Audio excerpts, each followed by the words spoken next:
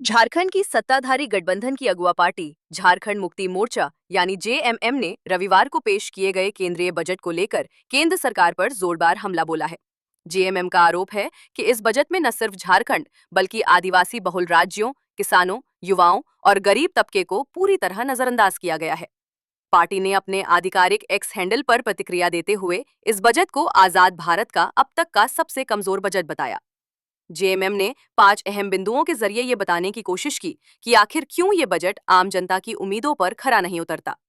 JMM का कहना है कि बजट में रोजगार सृजन को लेकर कोई ठोस योजना नजर नहीं आती और न ही बढ़ती महंगाई से राहत देने के लिए कोई स्पष्ट कदम उठाए गए हैं।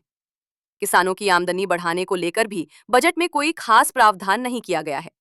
पार्टी का आरोप है कि राज्यों को उनका हक देने की बात सिर्फ कागजों तक ही सीमित रह गई है। जेएमएम ने यह भी कहा कि आदिवासी बहुल राज्यों के लिए किसी तरह की ठोस वित्तीय बढ़ोतरी नहीं की गई, जबकि यही राज्य अपने प्राकृतिक संसाधनों और खनिज संपदा के जरिए देश की अर्थव्यवस्था में बड़ा योगदान देते हैं। पार्टी ने इस बजट को विकास का नहीं बल्कि वंचना का दस्तावेज करार देते हुए कहा कि यह बजट न सिर्फ आंकड़ों में कमजोर है बल्कि इसके इरादे भी खोखले नजर आते हैं। जेएमएम का आरोप है कि केंद्र सरकार ने बजट के जरिए देश के एक बड़े हिस्से की उम्मीदों को दरकिनार किया है और यह बजट आम लोगों की समस्याओं से ज्यादा सत्ता के एजेंडे को साधने की कोशिश करता दिखता है।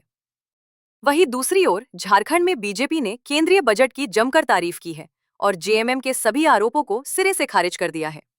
बीजेपी की राज्य इकाई का कहना है कि यह बजट 2047 तक भारत को विकसित राष्ट्र बनाने के लक्ष्य के अनुरूप है और इसमें देश के भविष्य के लिए एक स्पष्ट रोड मैप पेश किया गया है। झारखंड भाजपा के वरिष्ठ नेता और पूर्व केंद्रीय मंत्री अर्जुन मुंडा ने कहा कि यह बजट गांव, गरीब, किसान, मजदूर और आम नागरिकों की जरूरतों को ध्यान में रखकर तैयार किया गया है। उनके मुताबिक ये बजट सिर्फ मौजूदा जरूरतों को ही नहीं बल्कि आने वाले दशकों में भारत को आत्मनिर्भर और मजबूत बनाने की दिशा में एक दूरदर्शी कदम है। अर्जुन मुंडा ने बताया कि बजट में बुनियादी ढांचे, ग्रामीण विकास, कृषि, रोजगार सृजन और सामाजिक कल्याण पर विशेष फोकस किया गया है, जिसका लाभ लंबे समय में राज्यों को भी मिलेगा। उन्होंने जेएमएम पर राजनीतिक कारणों से बजट का विरोध करने और जनता को गुमराह करने का आरोप लगाया।